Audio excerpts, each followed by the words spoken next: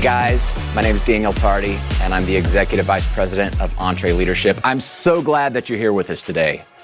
My team and I are passionate about helping business owners just like you figure out how to win. Whether you're a leader, a business owner, or you want to be and you want to get to that next level, we're here to help you out. You know, I helped to build and grow the entire EntreLeadership team. I started here as a sales advisor, and back in the day, about 12 years ago, this idea called EntreLeadership was just a little live event that Dave Ramsey taught about one time a year to about 100 people. And today we've got tens of thousands of people coming to our conferences every year. We've got thousands of people in our coaching program. We've got hundreds of thousands of people listening to our podcast every week. We'll have over 10 million downloads on our EntreLeadership podcast just this year. And today we've got several thousand people tuned in to this workshop. And so we're so thrilled that you guys are with us on this journey. And the reason I tell you guys all that is because along the way, we've learned things that work and things that don't work in business. From our own story here at Ramsey Solutions, as Dave has grown this company from a card table in his living room to a major national household brand, we've learned a lot. We've screwed up a lot. We've made mistakes. And also in working with the thousands of business owners that I mentioned, we figured out the patterns of what causes a business to win. And so if you're fumbling around a little bit right now, or you're struggling, or maybe you're doing okay and you just want to get to that next level, we're going to teach you the things that we've learned that cause a business to win. This workshop is about the 6 essentials that you need to focus on to scale and grow your business. And the good news is there's only 6 things you need to focus on. You know, business can be daunting. It can be overwhelming. I know I have felt at times there's just this infinity of things that I need to learn to figure out how to lead and run a business. And the truth is, there's a lot of layers of complexity, and depending on your industry or business model, there's some nuance. But at the end of the day, for every business out there, in every leadership situation, there's actually only 6 things that you have to focus on. That's the good news. It's that simple. It doesn't mean it's easy, but it's simple. So we're going to teach you about those 6 things, and in this workshop series, over the next 3 workshops, we're going to take 2 of those 6 and break them down in depth for you guys, give you a little bit of inspiration, some teaching, some success stories, and then some practical application that you can take back and start getting results and traction in your business right now. You know, it's frustrating. You go to a conference or event, or you get on one of these webinars and you get to the end of it and you feel good, kind of the warm and fuzzy, and then you go, well, now what? Well, we don't do that here at EntreLeadership. We make sure that you know exactly now what, so you can go back and get results. So by the time we finish with this series, you're going to know exactly what you need to know to grow and scale your business. Also, before we wrap up the session, we're going to do some Q&A. So I'm going to teach for a little while. I'm going to be your tour guide and get you guys into this content. You're going to love it. But I also want to interact with you. I want you to be writing some questions into the chat feature while we're communicating today, so that at the end of the session, my team is going to compile those and put them kind of in a list in front of me, and I'm going to go through and answer as many of your questions as I can get to. Because guys, I've worked with thousands of business owners. I've seen a lot of what works, what doesn't work. And you know, sometimes you can hear the principle, but you go, okay, I think I understand, but here's my situation. It's a little bit unique. Help me translate that principle to my situation. We're going to do that for you if you will use the chat feature to drop in your questions. So all throughout, don't wait till the end, all throughout the session, if you have a question, drop it in there. Again, our production team will curate that, and we will dive through as many of those as we can before we wrap up today. So to test out the chat feature and to get to know each other just a little bit, I'd love for you to go ahead and drop in your name, where you're located, and what your business is. Drop it in the chat right now. I'd love to hear from you guys and interact with you guys a little bit. I don't want to be just talking at you. I want to talk with you. You guys inspire me. Business owners and leaders are some of my favorite people. And so go ahead and drop your name, where you're located, and what your business is into the chat right now. And I would love to interact with you. We've got Jay from Florida. Welcome, Jay. Brad from Charlotte. Richard tuning in from Fort Worth, Texas, close to my hometown. Another Texas, Marissa in Texas, Valerie from Richmond. We've got Lori from California. Hey, Lori, hope you're okay with all the craziness in California. It feels like all of California is on fire right now. Praying for you guys. Greg from Dallas, man, you guys, they're flooding in here. I cannot keep up. As I said, we've got several thousand people on this thing, and so it's flying by. But hey, the chat feature's working, and I can see it on my end. So that's good confirmation of that. It's also confirmation that there's some people here checking this thing out. So we're glad to have you guys with us. So let's talk about why this whole thing matters, all right? If you've got a business, if you're leading a team, if you've got something you care about, you cannot stop fighting for your business. And guys, you know this. If your business isn't growing, it's dying. Anything that's healthy is growing. There's no such thing as just being stagnant in business. There's no such thing as cruise control and just going through the motions. The first day that we go through the motions is the day right before our business starts to unravel. And I know it can be hard. And maybe right now you're exhausted. I know for many of you guys in this crazy season we've been in, this has been one of the most difficult years of your entire life. I've talked with dozens of business owners over the last few weeks who have said just that.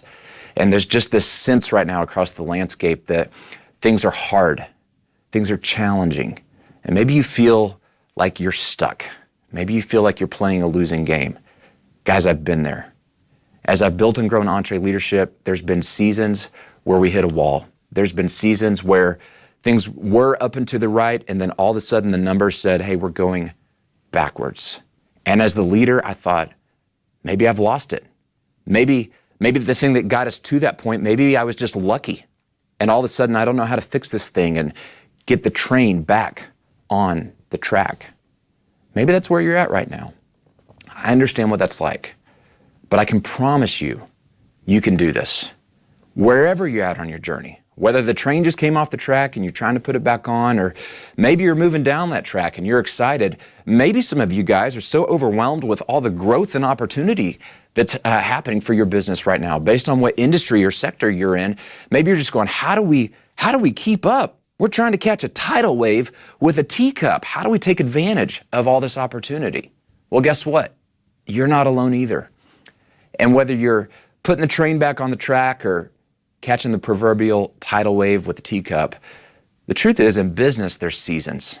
There's seasons of success and growth. There's seasons of challenge and struggle. And it's just how life works and it's how business works.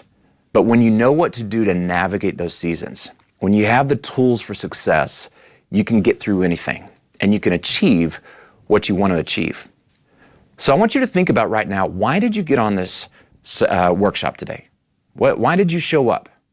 Why did you register? What do you want? What problem are you trying to solve right now?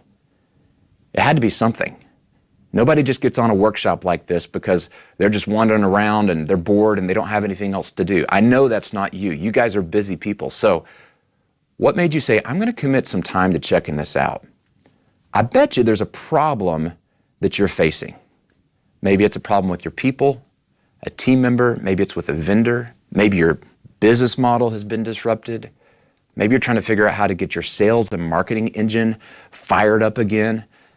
Maybe you're searching right now for what kind of business you really want to launch and be in, or maybe you're interested in launching a new line of business. What is that thing for you? I bet you got a problem. In fact, I know you do. Because we all have problems. I've got problems right now. Anything that's worth doing, any cause that's worth pursuing, any mission that we're on is always going to face obstacles. We're always going to be running into walls. You know what? That's just part of growing anything and building anything that's worthwhile.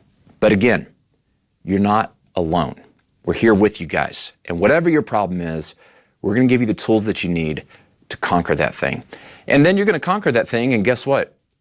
You're going to get a bigger problem. That's how life works. Your reward as a leader for solving the problem you have right now is you get a bigger problem to solve. So I don't want you to feel guilty that you've got a problem. I don't want you to feel shame that you feel stuck. I don't want you to feel embarrassed that you have a problem. Hey, it's time as leaders that we take off our mask and we go, guys, we all got problems. That's how business works.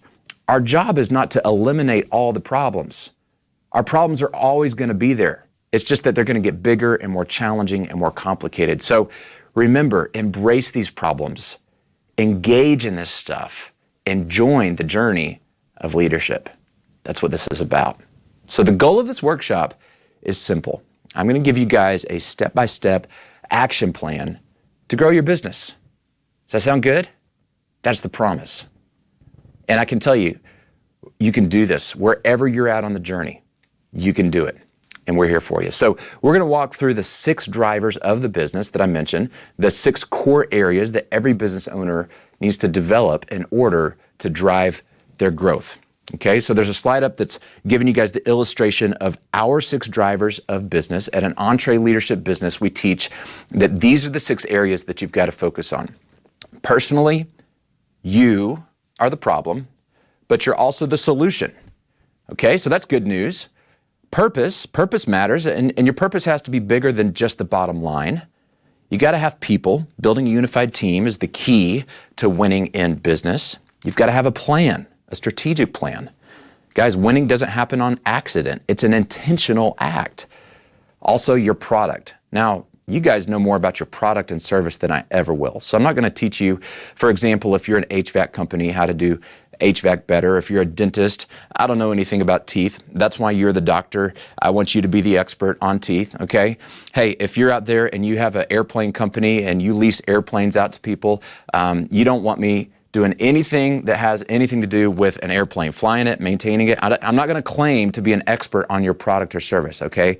But what I am going to claim is that of the thousands of companies we've worked with, we know that the way you deliver your product with excellence in a way that makes people say, wow, this company's remarkable. Being remarkable is your competitive edge. And then finally, guys, profit. Now, we believe that profit is the oxygen in your business. We don't want you to be embarrassed about making a profit. You shouldn't be ashamed of making a profit. You should be doing everything you can to grow the bottom line because your profit fuels your purpose. It's not about being an evil, greedy, rich person. We want you to increase your lifestyle and have fun. But guys, your profit is the gas in the tank that helps the car keep going down the road. And if the car is this business that you built and it has meaning and purpose and it's helping people, well, guess what? We need a lot of gas in the tank. So those are the 6 drivers of business. And throughout this workshop series, we're going to get through all 6 of those and talk about how they work together. Okay, so I want you guys to understand that each of these 6, you can't just take one slice or 2 slices and then leave the others by the wayside. So it's important that you commit right now to showing up not just for the rest of this workshop, but for tomorrow and for Thursday as well, because you don't want to miss out on how all these pieces work together. So guys, again, all this stuff is, well, it's things that we know about because we've learned from our own experiences. Here at Ramsey Solutions, Dave built this company from a card table in his living room to 1,000 team members and about $250 million is what we're on pace for this year. And you go, wow, that's amazing. How did you do that? Well, that guy, Dave Ramsey, everything he touches turns to gold.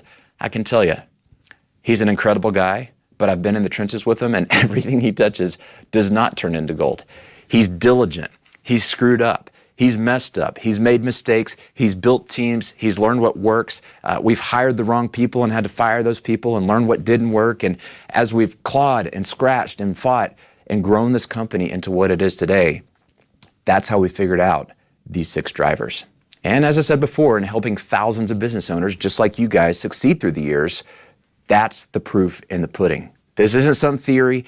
This isn't some rah-rah session. This isn't something that we just pulled out of the air so that we could have a workshop. Guys, this stuff works. And I can put you on the phone with thousands of business owners who would let you know how it's worked in their business. I'm thinking about a friend of mine, Brian. Brian called me 10 years ago when I was in sales for EntreLeadership, and he had an IT services company, and he was headed towards bankruptcy. He was on the ropes.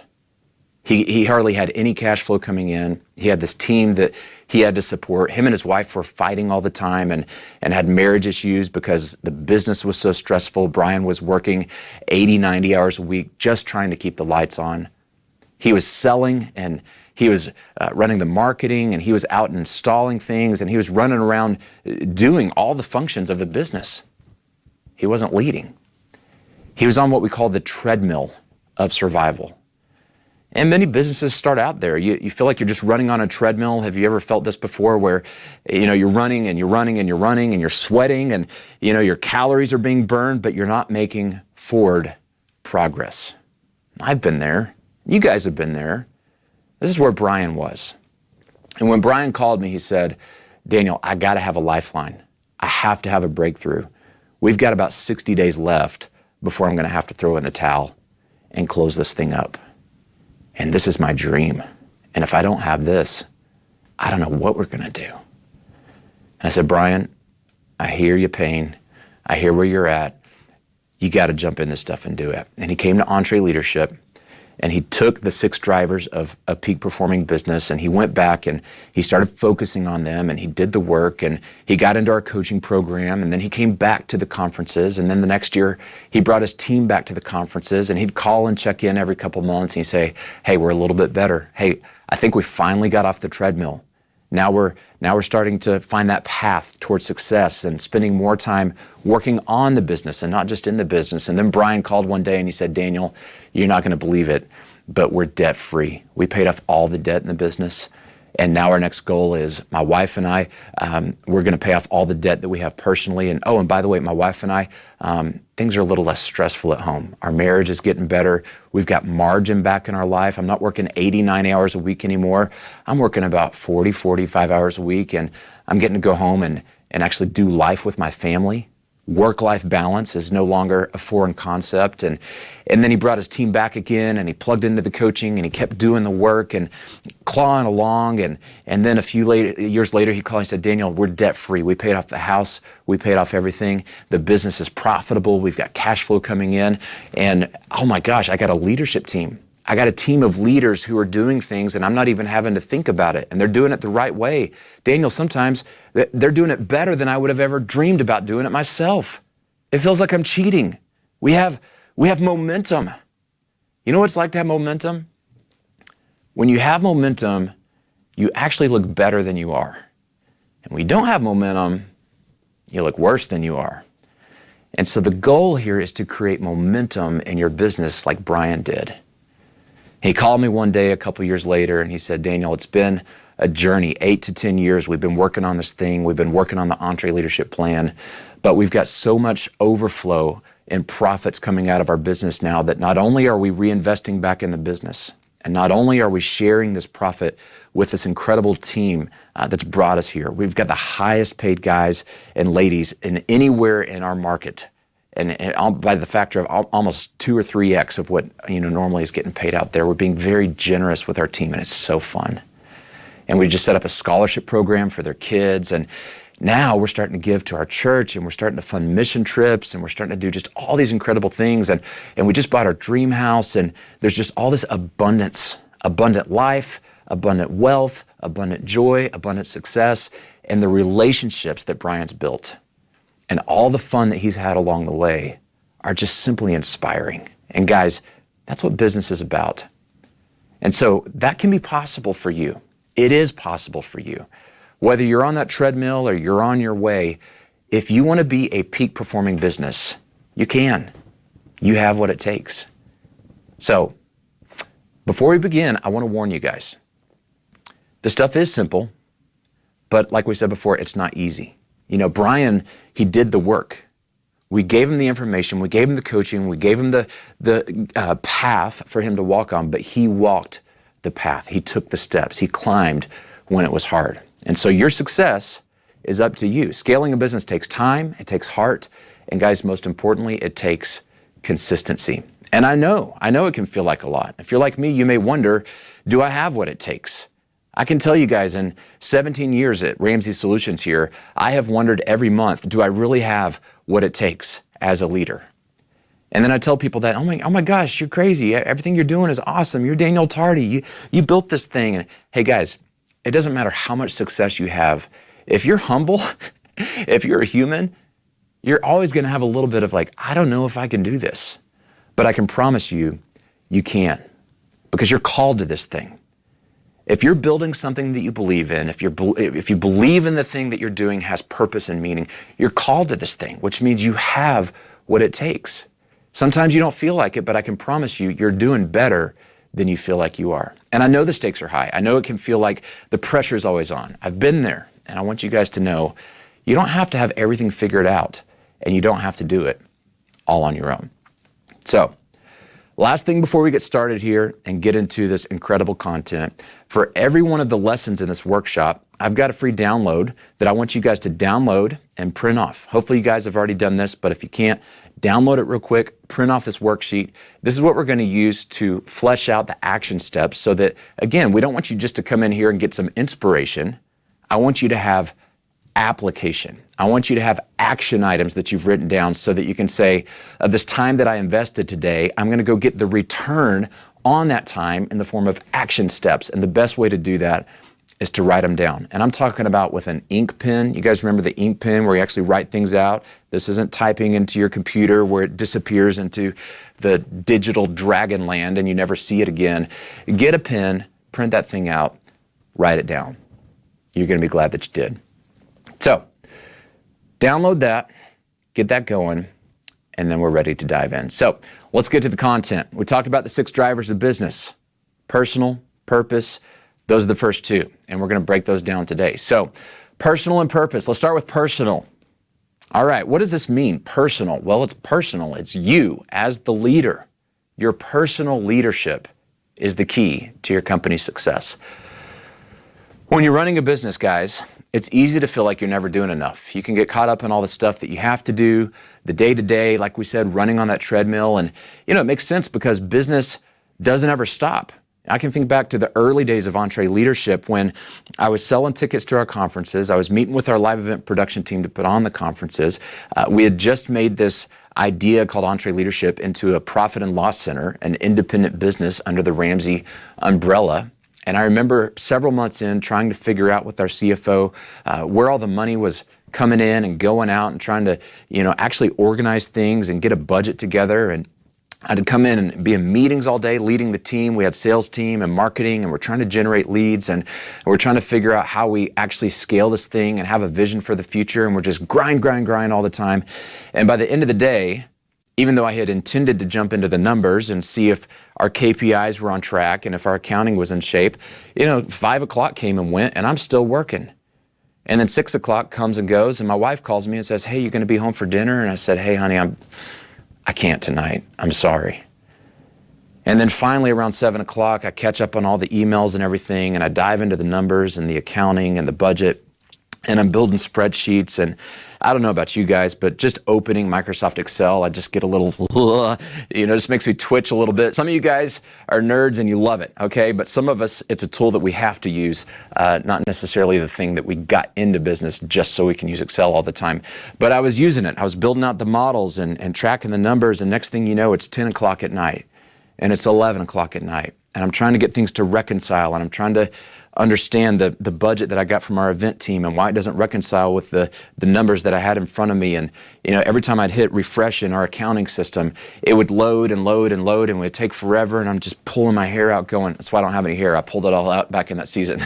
So, you guys have been here. Your systems are slow. You're frustrated. Next thing you know, it's 2 o'clock in the morning. You're going, oh my gosh, there's so much going on. And guys, there's all these things in business that we've got to keep up with. But when you grow yourself as a leader, when you work on you, when you become the leader that your business needs, here's the truth. Your business is going to grow when you grow. But your business will never grow when you don't grow. So guys, your business grows when you grow as a leader. And at EntreLeadership, here's the thing. We believe that you're the problem, but you're also the solution. You're the X factor. You're the variable. You're the linchpin. If you're the leader and something's broken in your business, you can do something about it. If the leader is there and something's broken in the business and nothing's getting done about it, guess what? That leader's not leading. And guys, there's times I've thought, oh, maybe that problem will fix itself. Maybe that'll just go away. And then I realize, wait, I'm the leader. I have to do something about it. So you've got to make a plan to work on yourself first, and you've got to stick to that plan. And I'm going to offer you guys 7 areas that I want you to be thinking about when we say work on yourself as a leader. That can sound like a lot of things, but trust me, all these areas, they matter because you're a whole person. This is about being integrated. This is about being a 360-degree leader. And oftentimes we see this in business where a business person will work on just the business aspect of their leadership, and then they look up and they have an implosion one day. Here's why that happens. If you only work on the business acumen, if you only work on what it takes to be a business leader, it's tantamount to going to a gym and your trainer saying, we're going to train your left leg and we're going to make it really strong. And you go, okay, that's weird. And then you come back the next day and say, hey, let's work on your left leg more and let's make it really, really strong. And you're thinking, but I have arms and a back and a right leg. What's going on here? This is a silly example, but if you train your left leg over and over and over, eventually you're just going to be running in circles because you've got this dominant muscle group and everything else has been underdeveloped. And so in leadership, it's the same way. Guys, you can't have a deficit in any of these 7 accounts. Okay, so let's talk through these 7 areas that really matter in our leadership. All right, first of all, spiritual. Guys, this is the foundation. Your faith, your values, what you believe, the philosophical belief that you have about why you're here and what your purpose is. Now, I have beliefs. I'm not going to put my beliefs on you and tell you what you have to believe, but I am going to tell you that you've got to behave in a way that's consistent with what you believe. What's your faith life like right now? What are your values? Second one, family. Now, guys, these are our most important connections. Oftentimes, this is why we get into business and running a business, because we have dreams for our family. We want more time with our family, more experiences. We want to invest in the people that we love the most. How are things going with your family right now? Don't let your business steal you away from the thing that you care about the most, especially those relationships with your family. Other relationships, social, your community, your friends, the relationships of these are the people that fuel you and inspire you, that you enjoy hanging out with. Your relationship should not just be the people you work with. I want you to have good relationships with the people you work with, but guys, you should have a rich, meaningful, well-rounded life where you've got relationships that are deep and caring and people that can show up for you and cheer for you when it's hard, and when you have hard seasons, they're going to come around you and rally in your corner. Social. The next one, financial. Your personal finances. Hopefully you've got some goals financially to be getting out of debt and building wealth and having life on your terms and doing incredible things when you build wealth of things that you've dreamed about. And your business should be the thing that's fueling all of that stuff. That's why when we get to the profit driver in business, we want part of that to be coming to you and causing your finances to win. Financial. Intellectual. What's your thought life like? How are you growing intellectually? Are you reading books? Is the last time you read a book when you were in school? I hope not, because in business, the landscape's always developing. There's always new things to learn.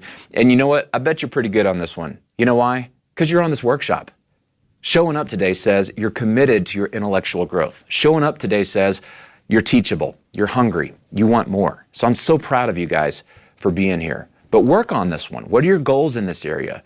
Because in leadership, when you grow and you scale your company, there's a point where you really need to be getting more paid for what you know and not just what you do. What you know as a leader and your ability to grow and build people has a lot to do with how we grow ourselves intellectually. Intellectual and then career.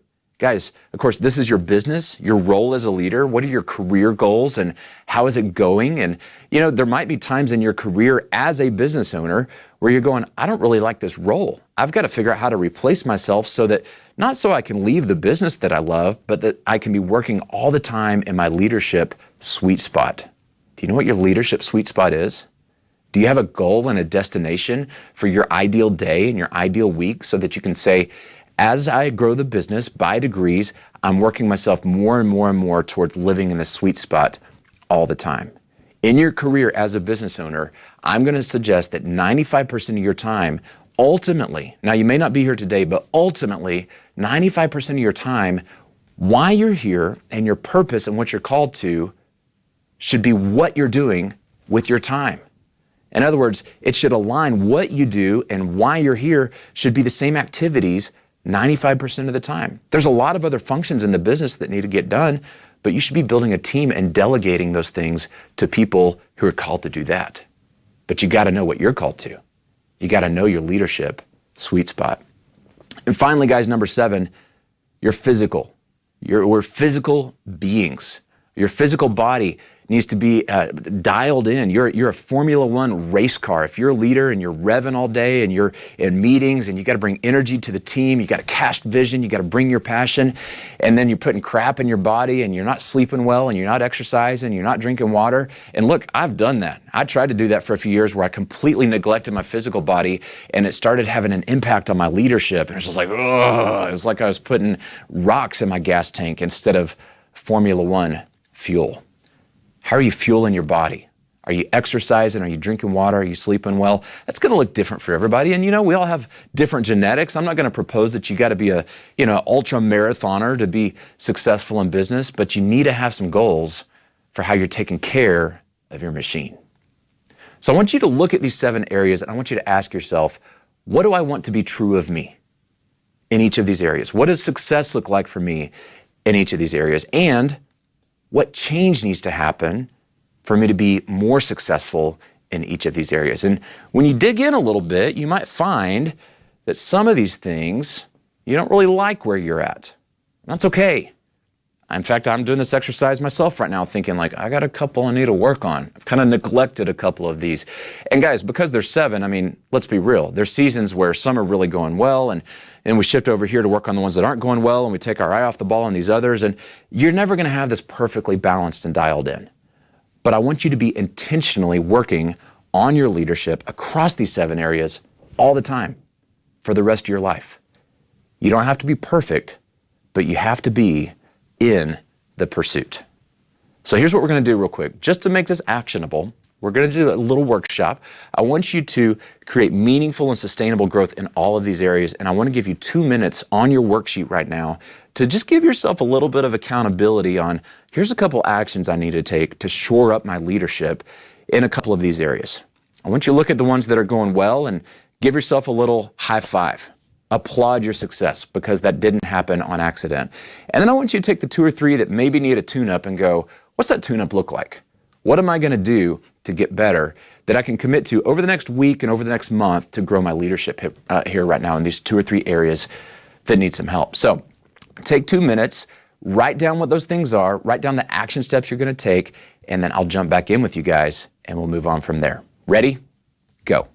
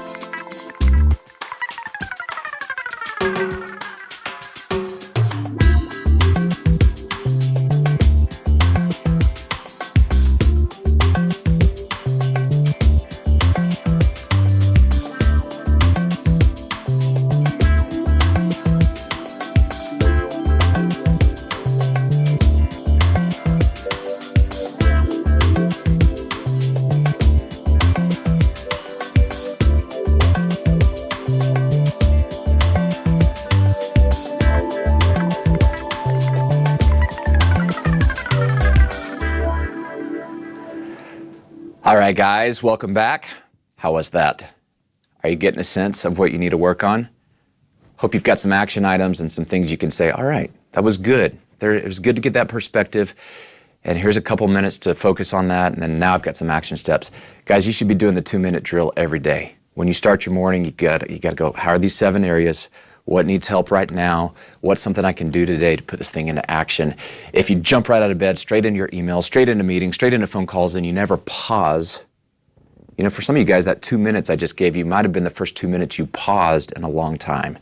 Make that a regular part of your day. That's part of achieving success as a leader. So, you guys know at this point, you personally, you're the X factor, you're the linchpin, you're the variable, you're the one that's going to drive success in all of the other 5 key areas. Okay, so we're going to shift a little bit away from personal leadership, and now we're going to start talking about this idea of purpose. This is the second driver in a peak performing business. And when you work on yourself, it's going to help you lead with purpose. I'm going to tell you guys something that might surprise you about purpose. I want you guys to understand that purpose is not just this mythical thing that kind of exists in the clouds and, oh yeah, you should have meaning and purpose in life. Purpose is critical to building a successful business that lasts. And maybe it seems fluffy, or maybe you're like, well, I just got to get to work and make money. This is what the business is about. We got to get things done. And I understand that. You're a go-getter. If you're an entrepreneur, you're wired like I am, and what we jump out of bed in the morning thinking about is like, make things happen, get things done, ship stuff out, get the team on board, go. We got stuff to do. And we do have stuff to do. But if all we're doing is moving stuff around and making noise and shipping things and executing, and we don't ever pause and pan back and go, why are we doing this? Why does our business exist? Why are we really here? And most businesses, if you're normal, you started out where your purpose was, I just got to pay the bills. Hey, Tardy, look, my wife and I, we got laid off of our jobs over here. We said, let's start a business. This is a way we can make some money. And well, now we're making a little money and we got to help more customers. So we got to hire some people. And you look up one day and you go, all right, the bills are getting paid and we got people counting on us. And, we're kind of here in some ways by accident. We kind of stumbled into this thing. That's a very normal path into business. Very few people start out their business going, this is my purpose in life. Therefore, my business will achieve this purpose, and here's the difference we want to make in the world. That's not how we start out. Most of the time we start out and it's whitewater, and you're in the raft and you're just paddling, and you're just trying to get through the whitewater. I get that.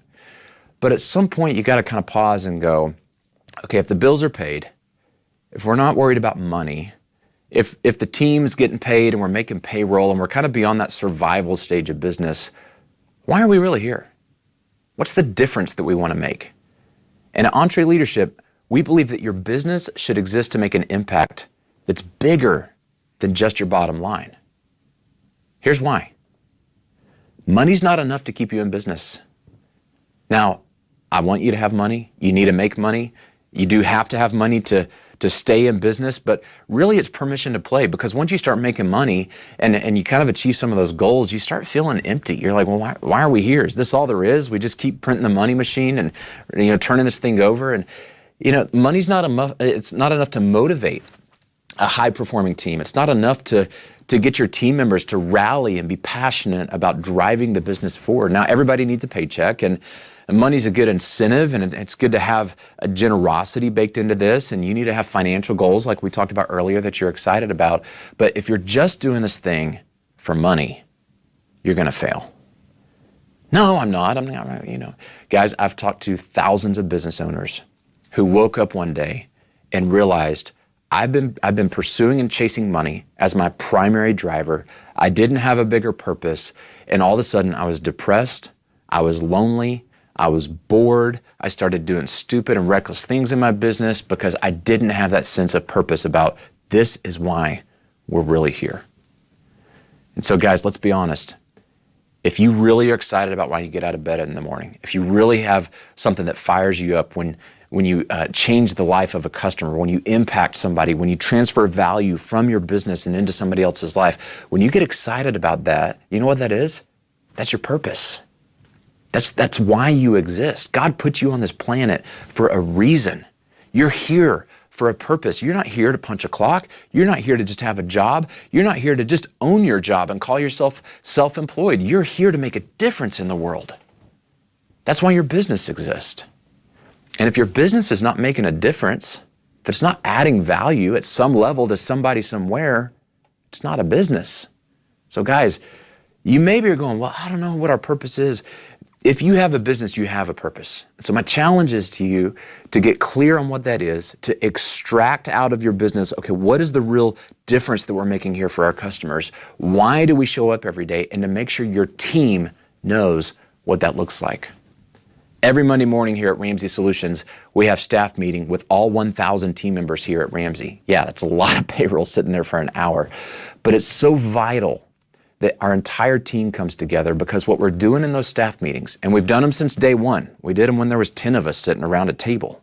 Now there's 1,000 in a big conference room. We got a big LED wall and a stage, and it's a high production thing at this point. But why do we do that? It's to remind our team about our purpose, our values, why we're here. One of the things that we do in our staff meeting is we read letters of success stories that fans have sent in that are saying, hey, thank you for what you guys do. Thank you for that financial peace program. My spouse and I went through that, and we got our life back on track, and it saved our marriage. And, you know, oftentimes we're getting these stories and they just give us goosebumps, and they remind us this is why we're in all the meetings. This is why we're grinding through the spreadsheets and the Excel documents. This is why all the project management stuff has to kick in and be dialed in with excellence. And sometimes your team forgets. Sometimes your team is just picking up the shovel and digging the ditch.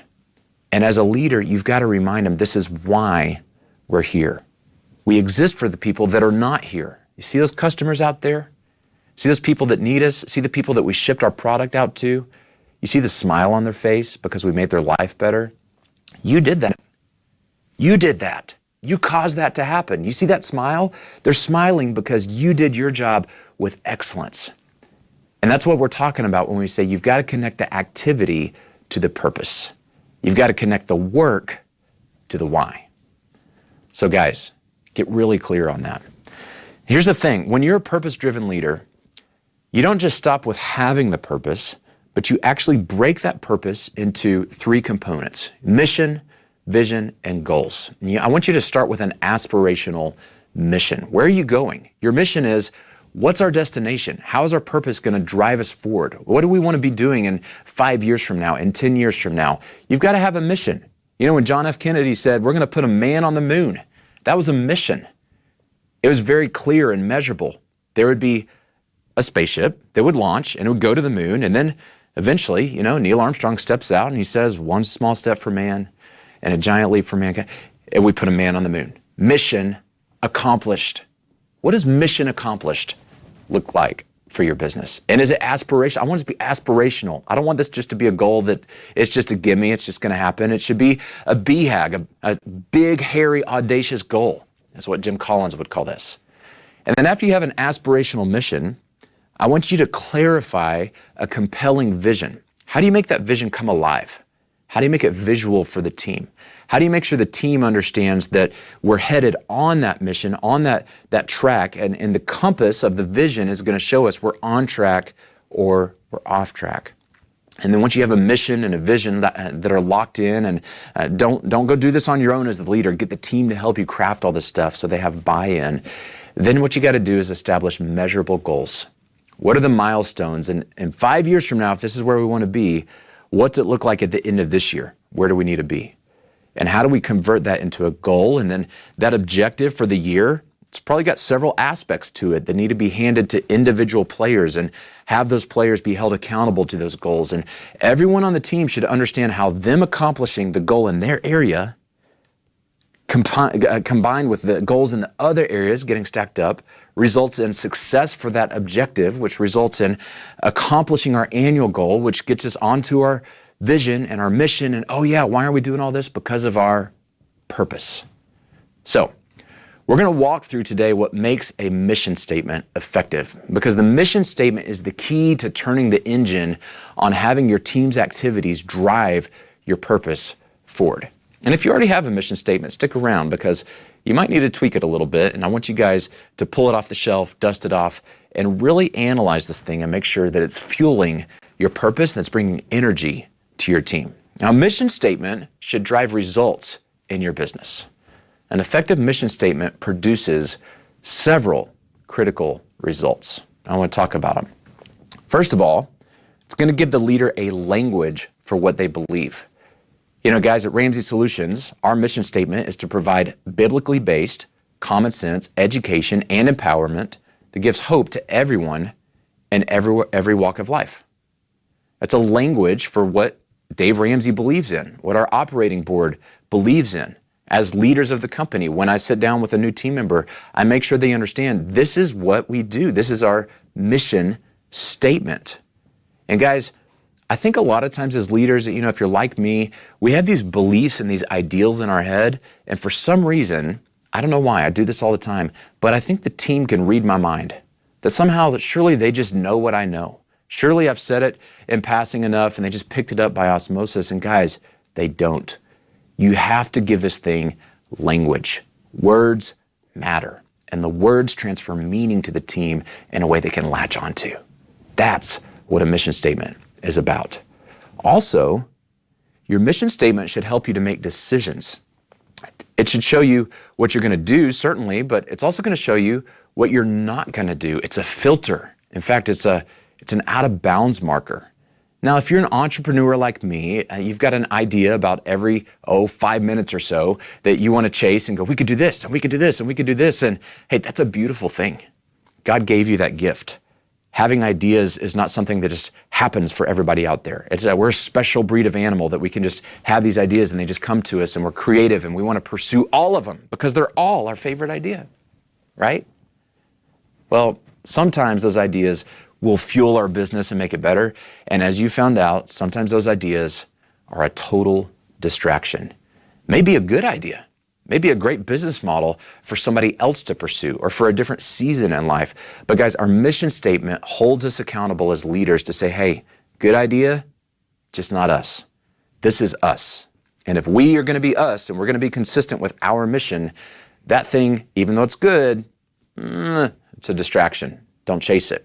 So it serves as an out of bounds marker. It also rallies the team around a common purpose. Guys, when you have a mission statement, when you have something that's exciting, this isn't just about paychecks and profit and transactions. This is about, here's how we're going to change the world. Here's the difference we're going to make. Here's the customers we're going to serve.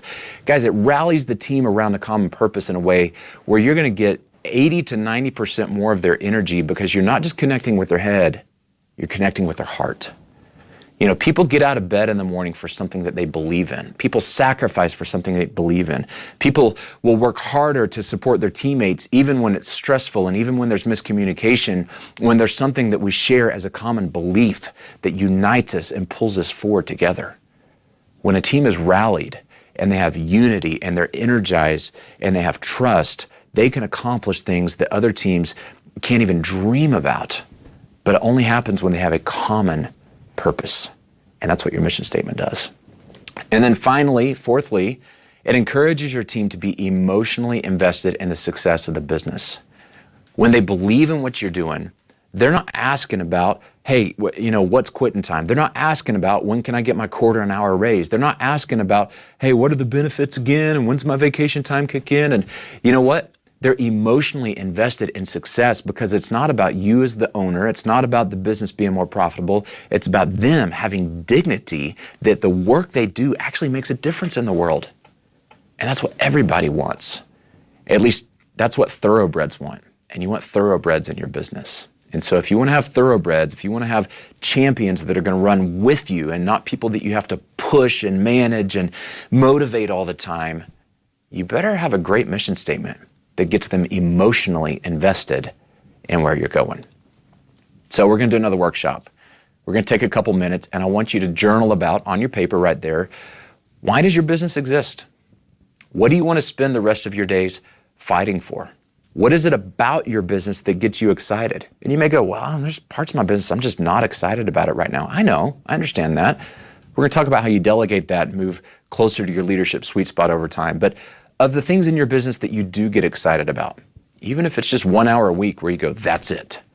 What is that thing? What's the why behind your business? What's your purpose? I want you to take a minute and I want you to work through the questions on your worksheet, and I want you to journal about this a little bit. Why does your business exist, and what's the difference that you want to make in the world? Spend a second. Think about that. Get it out of your head, get it on your paper, and then we'll check back in. Ready? Go.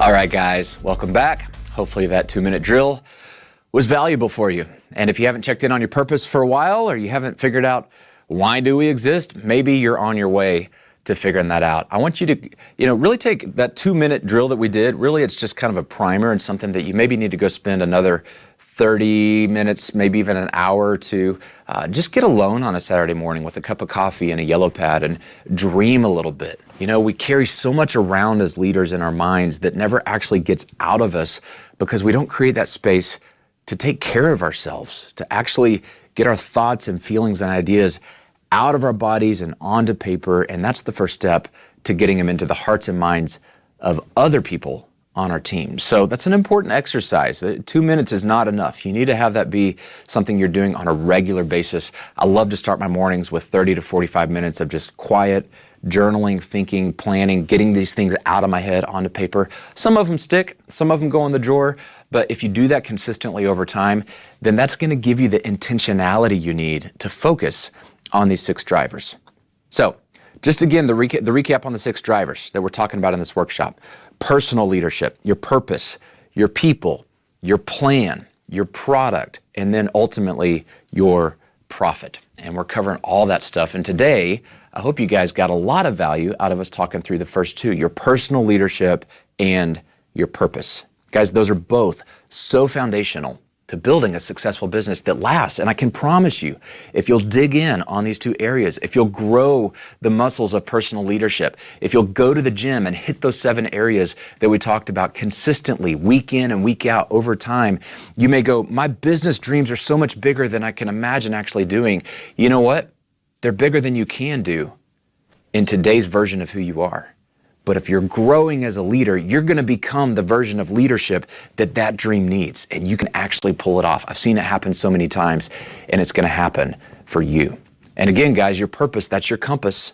That's why we're here. That's what calibrates your activities every day as a leader. That's what gets your team rallied and aligned towards something that's more than just building a business and punching the clock and cashing a paycheck. Guys, that stuff is so elementary. That stuff is so just basic. If that's the only reason your business is here, you're missing out on 95% of the fun. Guys, get your purpose dialed in, get it jacked up, get your team fired up about it, and you are going to be on your way to crushing it. So tomorrow, we're going to jump into two of my favorite drivers, and that is people and plan. And guys, these are some of the ones that are, well, they can get complicated, they can get hard, they can get misconstrued out there in terms of what people say you need to be doing in these areas, but you've got to have a unified team. You've got to have people who are fired up about coming along this journey with you. You've got to have a team that's not gossiping. We're going to talk about how to get rid of gossip. We're going to talk about how you hire people that are champions. Earlier, I talked about having thoroughbreds on your team. We're going to talk about that. We're going to talk about how you motivate them and how you compensate them and how you drive them towards success in a way that's exciting for them and ultimately causes your customers to smile, which causes you to smile, right? That's what it's all about. It's about pulling together. And we're going to talk about having a plan, a strategic plan, a plan on paper that, again, helps your team not have to read your mind. So you can delegate more, so you can advance decision-making to the front lines. Guys, you do not want to miss tomorrow's workshop because, again, these things build on each other, okay? So your personal and your purpose that we talked about today, if you just leave me and you go, I'm not coming back, I got enough. Listen, God bless you, but I want all you guys coming back because you need the people piece and you need the plan piece and you need what we're going to talk about on Thursday. They're all going to work together. They compound as we dive into these things. So don't miss the workshop tomorrow. All right, as I promised you guys, we're going to do some Q&A. We're going to answer questions.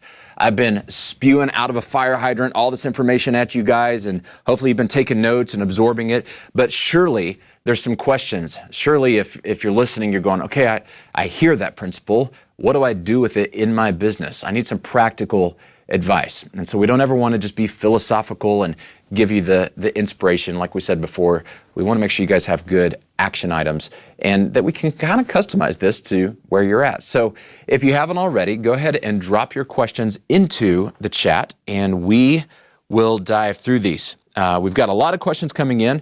I'll do my best to plow through and give succinct answers. It's not necessarily my spiritual gift, but I'll do my best. And then also, if we don't get a time to get to your question today, you guys can follow me on Instagram at Daniel Tardy and just shoot me a direct message on there and I will do my best to interact with you. Guys, I want to help you win.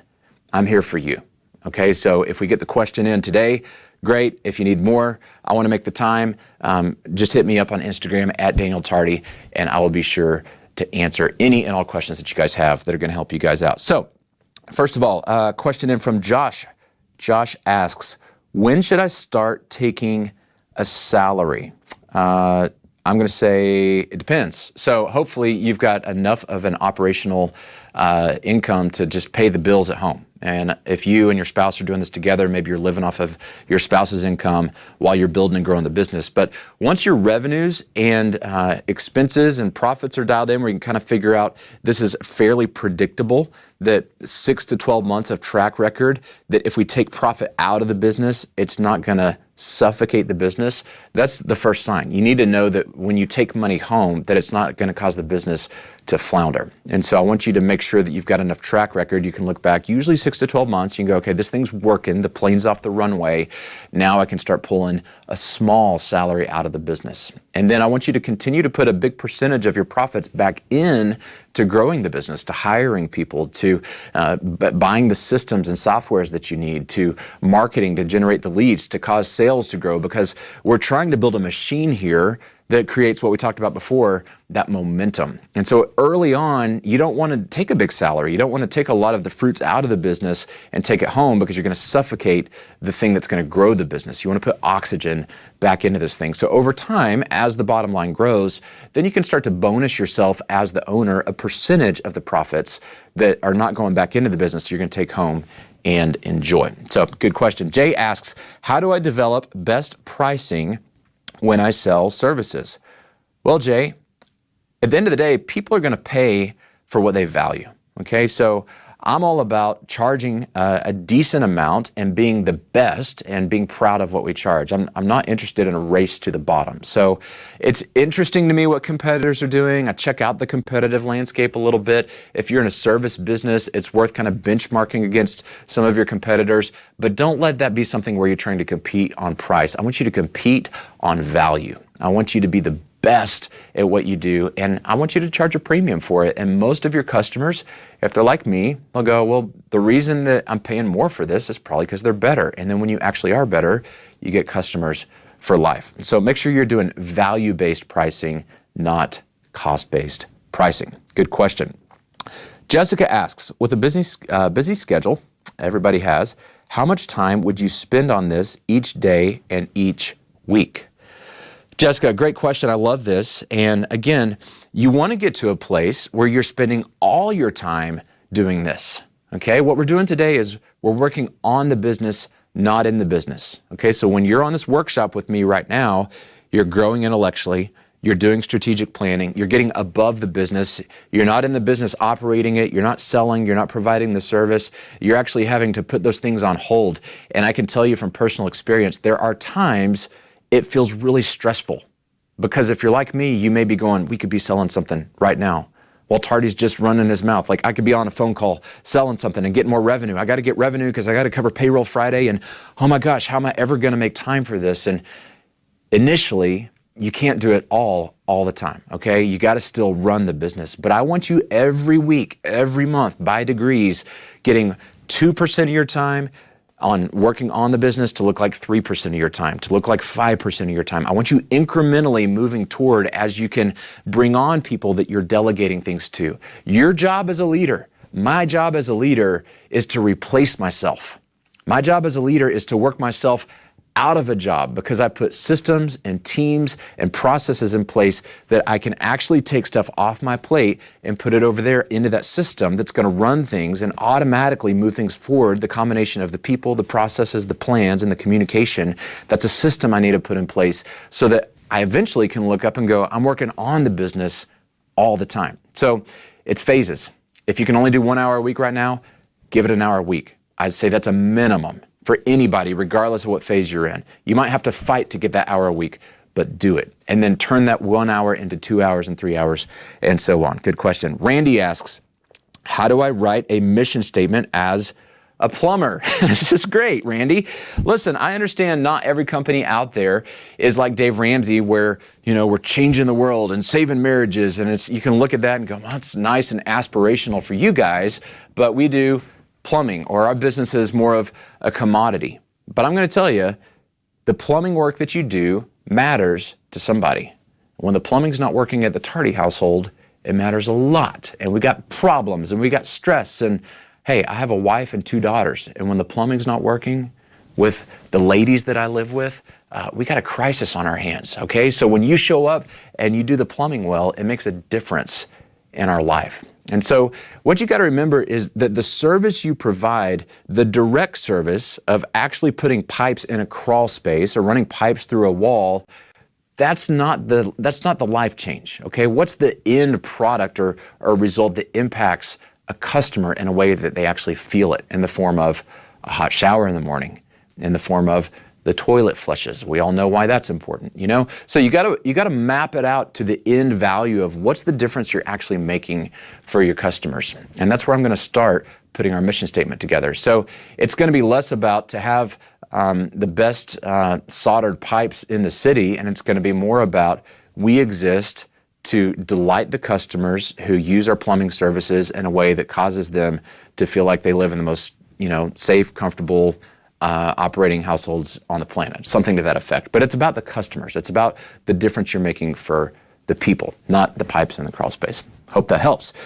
Good question. Kevin asks, so a question I have, it's about the percentage of divvying out the revenue after expenses. In my case, I'm a single member LLC, so I've set aside the 15.3% for FICA. How should I divvy up the rest of the revenue? So percentage revenue after expenses. I'm guessing you're thinking about of the profit after expenses are paid, what part of that should we take home? What part should we put back into the business for growing and scaling the business? The first thing I want you to do is I want you to cap off your rainy day fund for your business. I want you to have a 3 months reserves in the form of retained earnings before you're taking much money home at all. Okay, so if you had $1 million top line and then you had $800,000 of expenses and you've got $200,000 sitting here, I want you to be thinking about, okay, $800,000 of expenses, that's, for 3 months. If we shut down business for 3 months, and hey, we all know that can actually happen after this year with COVID and the pandemic, that is a real risk. I want you to have a rainy day fund. And so for $800,000, that's going to be like $2.4 million that you need to be working to build up and retained earnings. Now, that may be a little aggressive. At Ramsey Solutions, we've never actually gotten there. It's a thing that we're always chasing. But before you take it all home, I want you to be building up your retained earnings. Okay, so assuming you've got something you're comfortable with, for sure 1 month, but maybe 3 months if your margins are high enough, maybe even up to 6 months of retained earnings in a more mature business.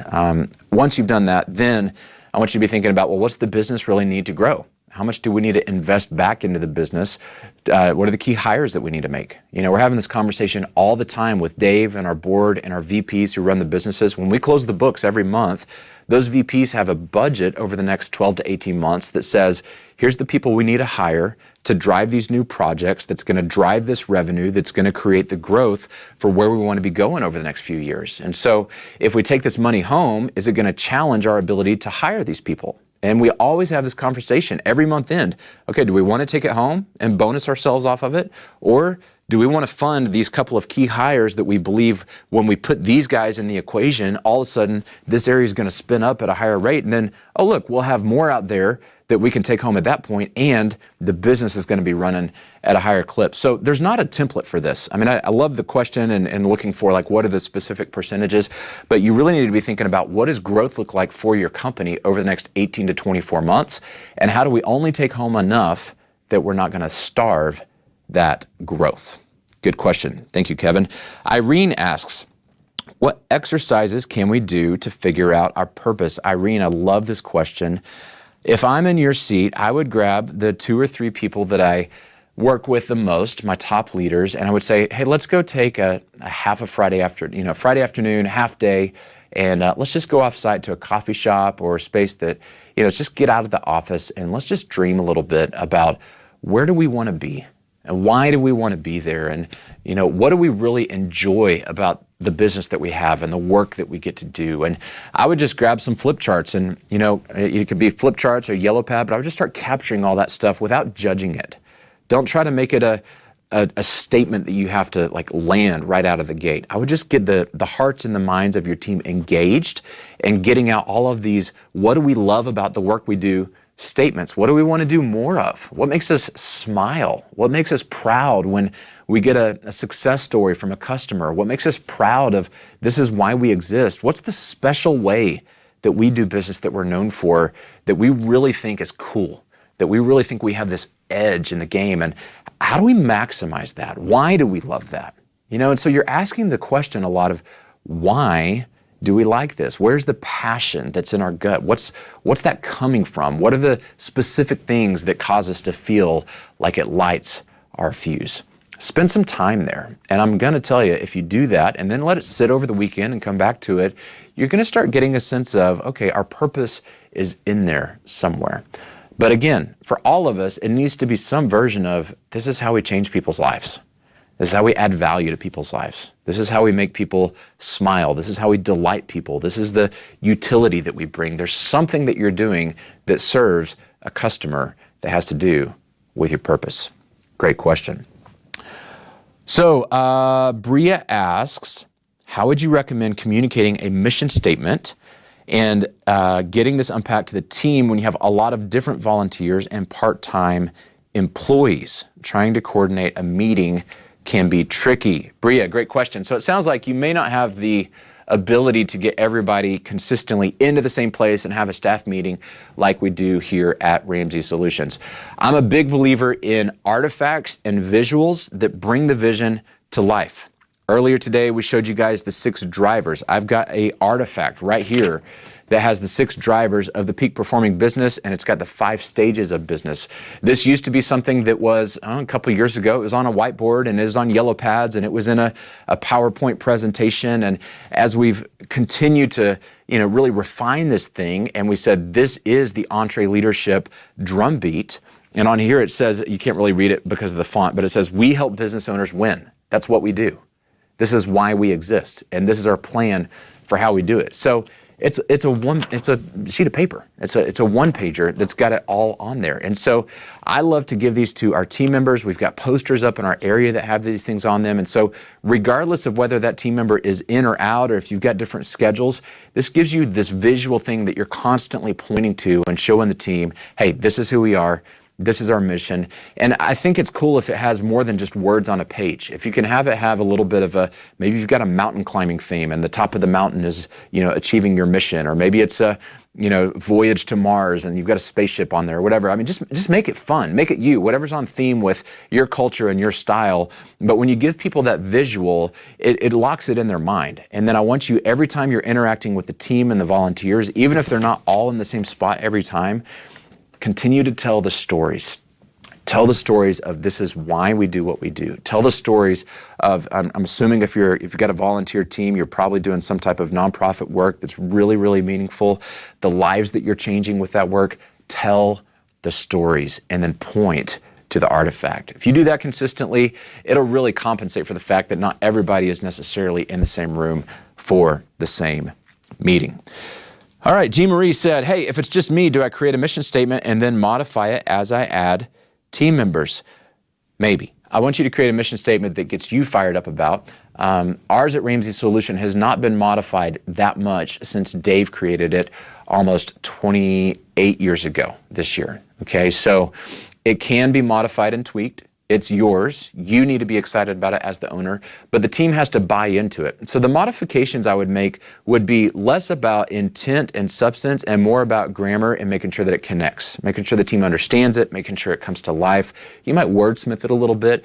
And what I don't want you to do is every time you hire a new team member for you to take a survey and just put that thing out there and go, what do y'all want the mission to be? What do y'all want the mission to be? Because you get to about 20, 30 employees and you're going to have 20 to 30 different directions everybody's wanting to go. Our job as a leader is to have a mission, to have a direction, have a vision, and then ensure the team is getting bought into it. Now, if half the team's going, this is not compelling, this is not exciting, like we really need to slow down and talk about this, I want you to stay open-minded, but yes, it may evolve and adapt a little bit as you go and as you add team members, but it needs to be something that ultimately, as the leader, as the founder, the owner, it's in your heart and it continues to be your true north. Great question. All right, Sarah says, how do I reinvest in my business if I have to take home a majority of the profits because it's my sole income? Sarah, good question. As much as you can, I want you to tighten the belt at home. I want you to dial back to just not a lavish or luxurious lifestyle. Maybe you cut back on vacation and any kind of superfluous expenses for a season so that you can just really say, hey, we're just going to go beans and rice at home because our business needs that oxygen. It needs that profit for me to put back into it. And then if you've done that, I don't want you starving at home and then there's still not enough to put back in the business. You really got to be thinking about how you get sales up. You got to think, okay, how can we get, if we've got a few customers that are paying us, how do we 10x the number of customers that we have? And so I want you focused on marketing. I want you focused on sales. I want you thinking about if you're going to bring somebody on as a role, they're not a salaried role that's an administrative role. They're probably a straight commission salesperson so that every time you have to pay them, if you're paying them a 10% commission, every time you pay them $100, it's because they brought in $1,000, okay? So you're at a stage of business where you really need to be jacking up revenue. Continue to keep expenses modest in the business and take minimal payments home and just enough to live off of until you get that sweet spot that you go, okay, this thing's working, sales are coming in, profit's enough. Then go back and take some of that home a little bit, but you're going to bump it up and then you can bump the business up and then you bump your lifestyle up. And so you're climbing a ladder all the way through. You never just completely harvest everything out of the business, but you never completely leave it in the business while the business goes off and grows without you and you're still over here on beans and rice. All right. Love these questions. Love the interaction, guys. Thank you so much for chiming in. And if you have to build, don't forget, you got to get on here tomorrow because we're going to talk about the next two drivers of people and plan. And in fact, a lot of these questions are leading right into that stuff. I can tell you guys are already excited about how we're going to tackle those two drivers. So stay through for the rest of the Q&A and then be sure to go ahead and block your calendar to jump back on tomorrow at 10:30 Central Time. Kirk asks, hey, with so much going on, how does a leader stay motivated and focused? Keeping myself motivated on growth is one of the biggest obstacles. Kirk, I feel you. Listen, man, there's times I don't feel motivated. There's times I feel exhausted. There's times there is so much going on that you just go, I just want to crash into the weekend and veg out and hope that Monday just takes care of Monday. And I just want you to hear, first of all, that's real. And none of us as leaders that are successful have a superhero cape that we magically are immune to ever feeling burned out or exhausted, or that somehow it's just in our genetics to be motivated and on fire all the time. Okay, so it's a real thing. Sometimes we lose that fire. Sometimes we get a little bit down and kind of in the trenches and doing all the work, and we forget about how to stay motivated and keep ourselves up and keep our energy up. So here's what I do. Whenever I feel like I've kind of lost that edge, or I feel like I'm just dull, or I feel like I'm just going through the motions, I'm trying to figure out, how do I change my environment? How do I break myself out of that pattern? And what does Daniel need in order to do that? So for me, I need a change of scenery. Physical environment is a factor for me. If I drive into the same office and the same gray walls and the same computer on the same desk, and I'm just getting back into the same meetings, I tend to stay emotionally in that same rut. So I'm not above letting my assistant know, hey, you know what? I know I've got meetings, but I'm going crazy. I gotta rebook these meetings. I'm taking a half a day on Friday, and I'm going for a drive in the country. I'm listening to some music. I'm gonna pull over on the side of the road and pull out my journal, drink some coffee, pray, ask God for inspiration, listen to some motivational things. Guys, there's all kinds of stuff on YouTube now. If you just put motivational YouTube videos in there, I mean, the things that will stimulate your mind and get you into a new environment, oftentimes you'll find will light that fire again. You go, it was just right there. It was just below the surface. I just needed a change of scenery. Another thing that works really well for me is connecting with people that know me. This is why earlier we talked about relationships being one of the 7 aspects that you've got to be strong on in your leadership. You have to have friends that you can go to where you can say, hey, I'm not okay. I mean, I should be okay. I'm the leader, and I've tried being tough, and I've tried just pushing, and I'm just not motivated right now. I'm just kind of in a funk. I'm kind of stuck right now mentally. And those people need to be able to say, hey, I hear you. You're okay. You're doing better than you feel like you're doing. Here's some advice. Here's some encouragement. Let's cheer for you. By the way, I was just reading a great book about XYZ. Maybe you should read this book. New information, new encouragement, new environment, and friends that can speak into our life and cheer for us. Guys, this is why we have coaching. This is our EntreLeadership Elite program and our executive coaching at EntreLeadership. Oftentimes, it can be lonely in business. I have a coach. I have a coach that I go sit down with once a month, even as Mr. EntreLeadership, and I know all this stuff because I'm a human. And as humans, we get stuck. And so I go sit down with my coach and I go, here's where I'm at. And I whine a little and I complain and I go, here's my big problem that I can't figure out. And you know what my coach does? They say, hey, you have what it takes. Let me remind you of who you are. Let me remind you of over the years we've been working together. Here's when you were in a valley and you had a breakthrough, and look at that. Then you were standing on top of a mountain, and guess what? You're about to do that again. Here's a resource. Here's some encouragement. Hey, here's an exercise to do. You've got to have lifelines. You have to have people in your corner. And so I want you to have good friends. I want you to have environments you can go to that are inspiring, that are outside the office. And I want you to have a coach who's going to get in your grill and say, come on, man, double down. You can do this. Let's find that fire. Let's find that motivation. But they also know you well enough to say, hey, if you don't have that fire, what's going on in your heart? What's going on? And are you drifting into a new season right now? Is there something we need to pay attention to? You've got to have a sounding board. You've got to have people you can trust. If you stay stuck in your own thoughts, if you stay isolated, you're going to feel, you're going to feel like you're on the sea where it's the waves are up and the waves are down, and your motivation and your energy is dependent on your circumstances instead of you having this anchor. So what's your anchor? Figure out your anchors, and you're going to be a lot more consistent with your energy and your motivation. So great question. I love that. Dwayne says, hey, how do I create a vision and mission for a business that I didn't start? It sounds like Dwayne maybe inherited a business or second generation ownership or something like that. This is really important, Dwayne. First of all, you've got to honor what has gotten the business to where it is, okay? There's a story. What is the legacy of this business? if the founder is in the picture or even if they're not in the picture anymore, there's still something about honoring the story and the narrative of this business. If you bought the business and you're stepping in and all of a sudden you go, hey, all I bought was this thing that was printing some money and some employees and some assets. I'm here to make this my thing. Okay, that's fair, but don't miss that window to honor and go, what's gotten this business here? What do our customers know us for? What are the team, the employees that exist in this business already as I'm merging in with them? What do they care about? What makes them come alive? And before you just form a mission statement that's about you, if you're merging into a business, I'm going to do a little recon and I'm going to walk around and ask the team and ask customers, what are we about here? What do you think we're about here? What do you care about? Why do you come to work every day?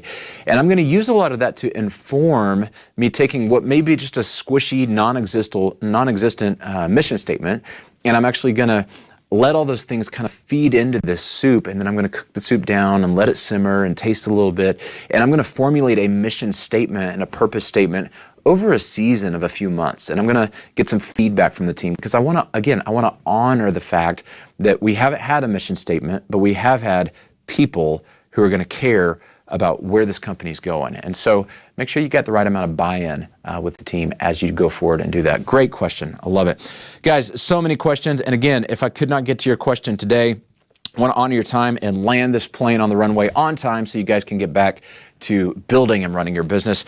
Feel free to hit me up on Instagram at Daniel Tardy and direct message me, and I will answer your questions there. Or jump back on tomorrow and bring your questions with you, because at 10:30 tomorrow, we will be talking about the next 2 drivers of a peak performing business. And that is how to get the people you need to be the unified team of rock stars that's going to drive your business forward. And then after that, how we build a plan for success. Having a plan is what unlocks your purpose.